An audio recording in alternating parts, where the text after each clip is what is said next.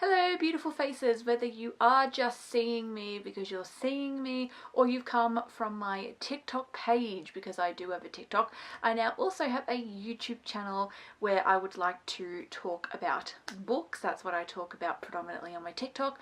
So I wanted to make a booktube. I wanted to finally start one. I love a lot of people's booktube channels and I've been wanting to start one for a while. So I am finally starting one today. I totally forgot to tell you all what my name is. My name is Trin, and in today's video I thought that we would do the January reading wrap up. I did film one for my TikTok when January ended. I know that we are I think we're about 10 days into February now, but I thought for the first video I'd do like a longer form January reading wrap up. I am also working on a Fourth Wing reading vlog, so hopefully that should come out towards the end of February, because it's actually going to be the entirety of the Empyrean series reading vlog where I will be reading all 3 books in that series. I did mention on my TikTok page when I was doing the February TBR that I wanted to dedicate majority of this month to reading the Imperium, so that video will be coming. But today I wanted to just talk about all of the books that I read in the month of January, so let's just jump right into it. Now, before I jump into everything I read, I do want to give a bit of a, like, stats related. How many books did I read and what was the genre breakdowns? I do want to do this for every single wrap up that I do. So I read 7.5 books, and you'll understand what I mean about the half when I get to it. And let's go into the genre breakdowns. So I read 1.5 dark romances. I read 2 contemporary romances. I read 1 literary fiction, and I read 2 thrillers.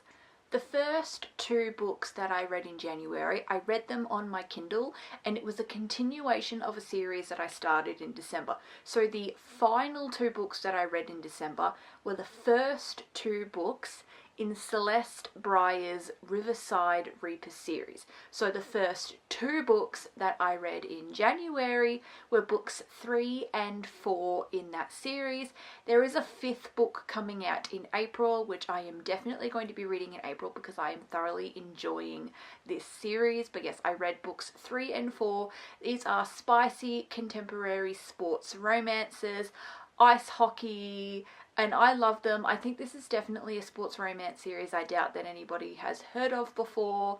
So I really wanted to give it a go, because a lot of people talk about, you know, they talk about Hannah Grace and they talk about Stephanie Archer and The Windy City, and I've not read any of those. I would like to, but I wanted to share some love for series that maybe not a lot of people are talking about. That is one thing that you will get to know about me and my channel. Yes, I throw in a couple of everyone's reading it here and there. Like I mentioned, I'm working on the Fourth Wing reading vlog, and who hasn't heard of Fourth Wing? But I do also love reading books that I don't think people are talking about, because I just love just like branching out and like, hey, why is no one talking about this book? And I'll read it and it'll be amazing, and then I want to talk about it. So like I mentioned, I'm giving both of those a 4-star. It wasn't like the best book that I had ever read, but I very much enjoyed my time. It's a contemporary interconnected standalone series, so every book follows a different couple. Book 3 was Gage and Callista's story, and then book 4 was Bristol and Lilla's story. If you read the first 2 books, you'll understand what this whole book series is about. I'm not going to delve too much into the first 2 because I read those in December last year. I'm mainly talking about books 3 and 4 because they are the ones that I read in January. But I thoroughly enjoyed my time, and if you want a sports recommendation that's a little bit different, you want to try something a little bit different, then I definitely recommend giving Riverside Reapers a go. There is only planning to be 5 books in total. The 5th and final one is coming out in April, so you can binge the first 4 if you wish. But it's also a series just because it's interconnected. If you read one and you didn't really touch another one for a couple of months, you wouldn't be confused. They are very easy to follow. Next, I read a very anticipated read for me, and again, I read it on my Kindle, but I own it physically, so I'm going to show you the physical book. My friend had been begging me to read this book for ages, and she said that she knew that I was going to love it, and spoiler, yes, I loved it. Den of Vipers. Oh my god, one thing that you will also know about this channel is I love dark romance. Like, love, love, love. Probably my two favourite genres to read are dark romance and sports romance, so I read a lot of those. Just beware, I read a lot of those. This is just a standalone. She is very chunky. It's like a 700 and something page book, but so well worth it. Very, very spicy. Oh, I forgot to do the spicy rating, because I do want to do like spicy ratings as well, and I'm also thinking about making a video where I dedicate to, like, you know, how do I rate my spicy. Probably for those Riverside Reapers books, I'm gonna give it maybe like a 3 for the spicy scale. Den of Vipers is getting the full 5 chili peppers. Oh my god, this bitch is spicy, but really, really good. I love it. There is just as much plot to go with it. This is a myth that I'll debunk. A lot of people like to say that this series basically has no plot. I can confirm, yes, there is plot. I'm not entirely sure that those people read the entire thing. If you're not into this because it's a bit too much for you, that's different. But don't claim there is no plot, because I read this and I can guarantee you there is plot in this. I thoroughly enjoyed my time. This book was a 5 stars to me. Roxy, the female main character, is one of my all-time favourite female main characters in the book world.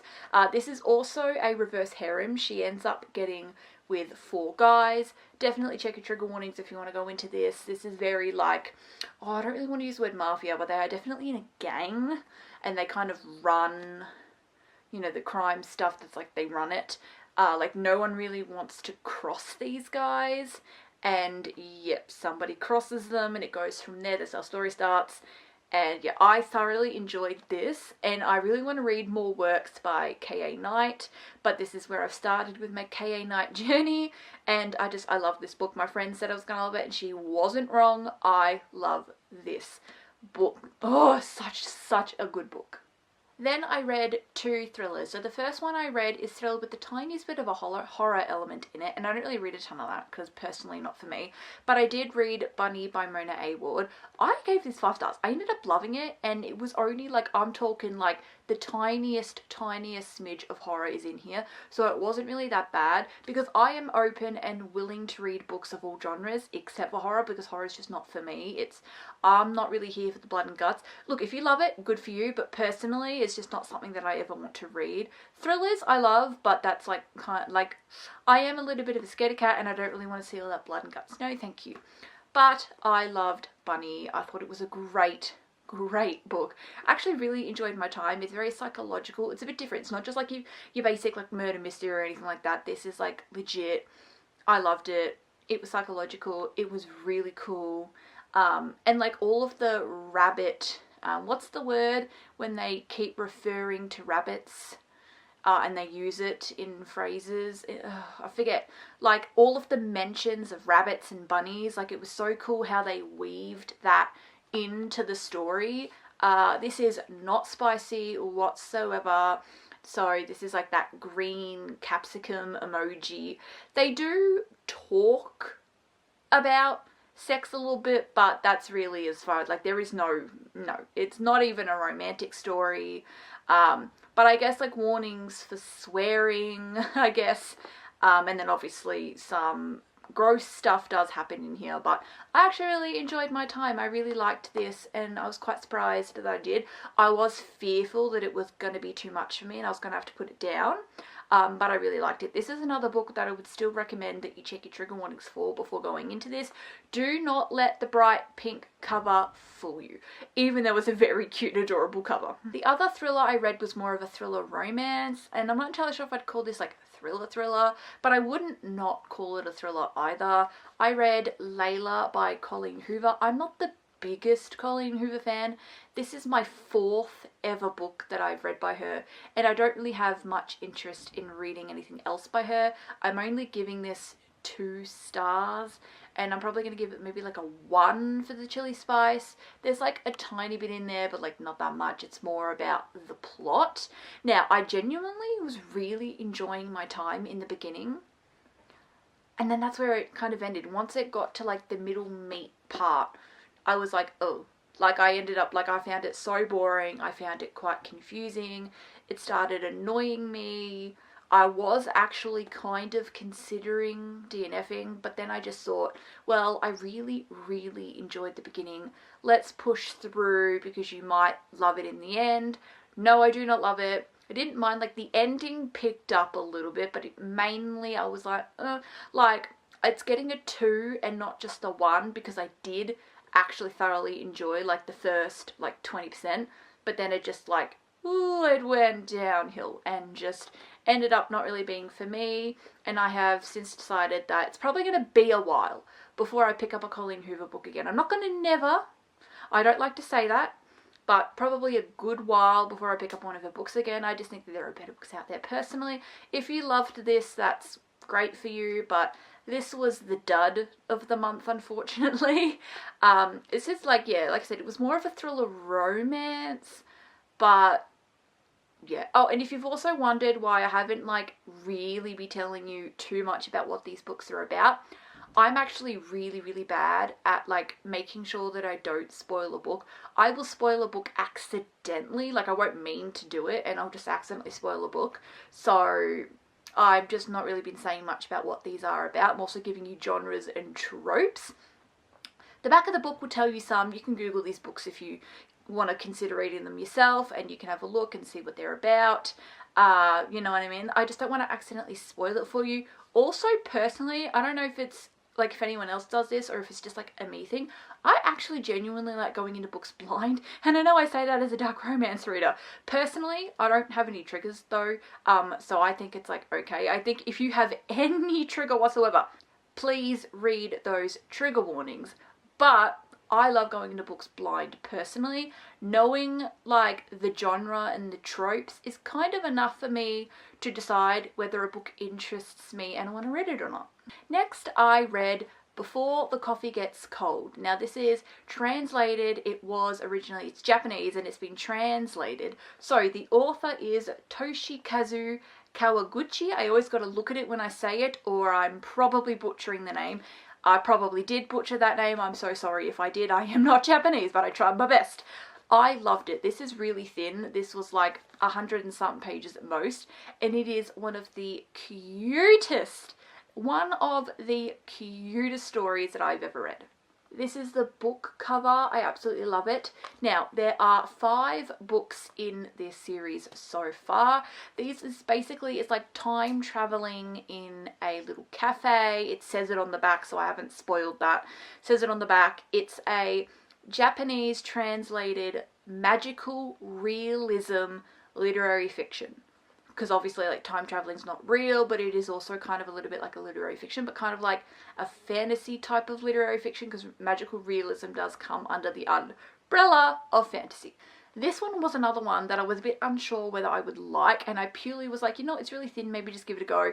This was very much a cover buy because I thought the cover was like so cute. The back interested me a little bit, but I don't really read a ton of literary fiction. I basically don't read literary fiction. My personal favourite genres are anything that have romance in it, and I knew that this book was only going to have maybe like the tiniest bit, because the back will also tell you what each miniature story will be about, and like one of them is a little bit about like a woman who has a boyfriend, but you know, 0 on the spice scale, so again that green capsicum emoji. But I actually love this. I was so surprised by how much I genuinely enjoyed my time while reading this book. And I'm giving it 4 stars. And I have the rest of the 5 and I want to read the rest of the 5. I actually thoroughly, and I was not expecting to like this, but I like this. I like this a lot, and I so was like, had like no idea what I was going to feel about it. I thought maybe that I was possibly going to find it boring because like I said, I don't really read literary fiction. I have tried some other literary fictions in the past and got really bored and DNF'd them. So, but I thoroughly enjoyed this one, and it's quite small as well. So if you're looking for a book that's not really that chunky, like if you're not really into chunky books, I definitely recommend giving this one a go. It's just a beautiful story, honestly. Next is another book that I read on my good old Kindle. So it, like the Riverside, I'm going to be putting pictures up in the corner here, but I read Love Light Farms. This is by B.K. Borison. So this is the first book in her little series. I actually forget the name of the overarching series, but it's the one where it goes Love Light Farms, In the Weeds, Mixed Signals, and Business Casual. That's all 4 of them, but I just forget the overarching name of the series. But I only read the first one, Love Light Farms. This is the one that is a little bit Christmassy, so I was a bit like, ooh, like, should I wait until like December? But I didn't really want to wait an entire year, and Love Light Farms is the only one in this series that is said to be a little Christmassy.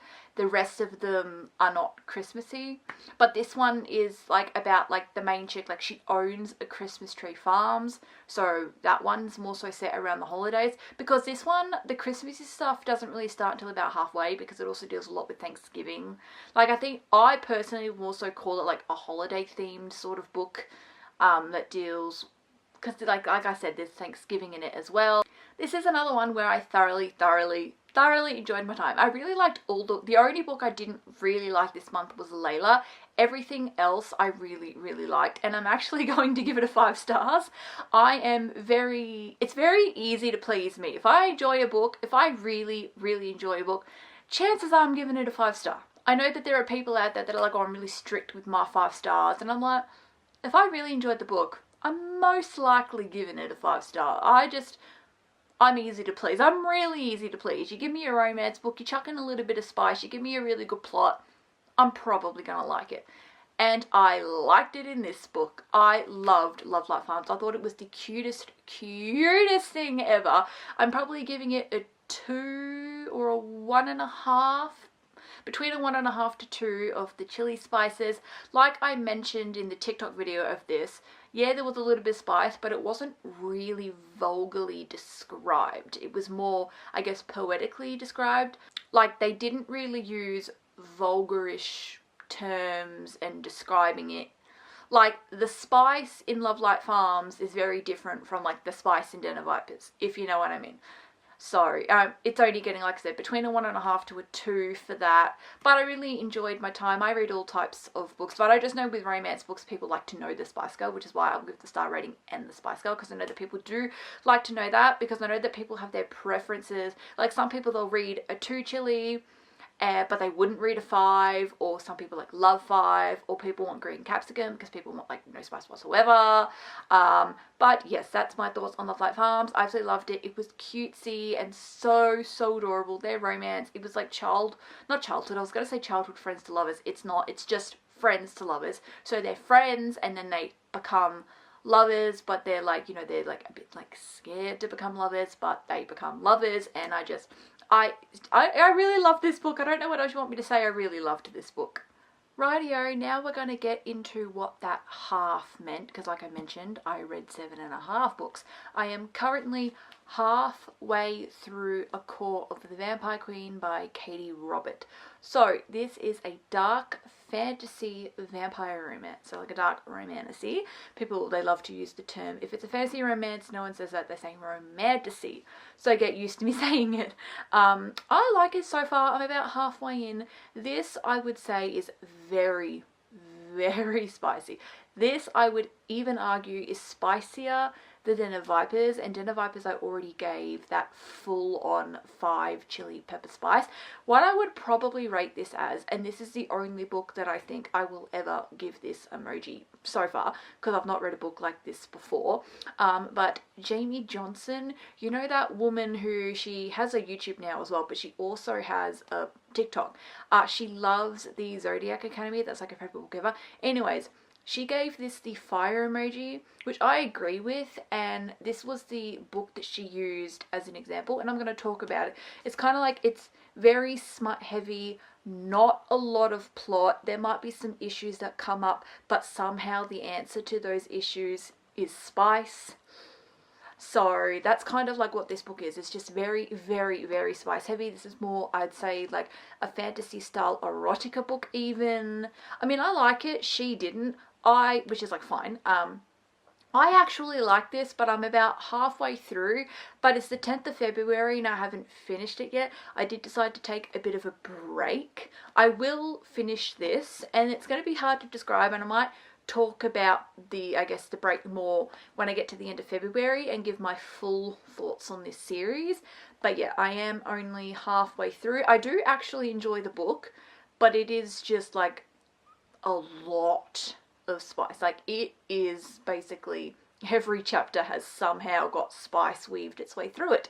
So, but I do like it, but it is just a lot. So yeah, I'm halfway through it so far, and it is cool, and the characters are hot, and the spice is spicing and everything. But yeah, so basically that is it for today's video. Thank you for watching.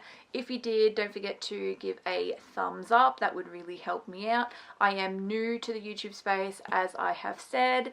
I run a TikTok page, which I can link down in the description below if you'd like to check it out. But I finally wanted to start a booktube. I know that a lot of people are booktubers, and I really wanted to start my own booktube. So here I am, starting my own booktube. You can expect videos like these. You can expect reading vlogs, other types of bookish related videos. That's basically what you can expect from me. Obviously, you can see in the background here, these are my K-pop shelves. I'm also a huge K-pop stan, which I talk about sometimes on my TikTok as well. My books are over to the side, but the shelves aren't as large as these, and there's a window above it, and there's like glare. I tried to do it in front of my books. There was like window glare, and the lighting was terrible. Like, the lighting is better here because my shelving covers the window, because my K-pop shelves, they're like really tall. I know that these look like Ghibli bookshelves. They're not. They are just ones that I got from Bunnings. But I am rambling. I just wanted to, I don't know. Anyways, that is it for the video. The wrap up is finished. If you liked it, consider giving it a thumbs up. Consider subscribing if you love books. And yeah, thank you for watching. Bye bye.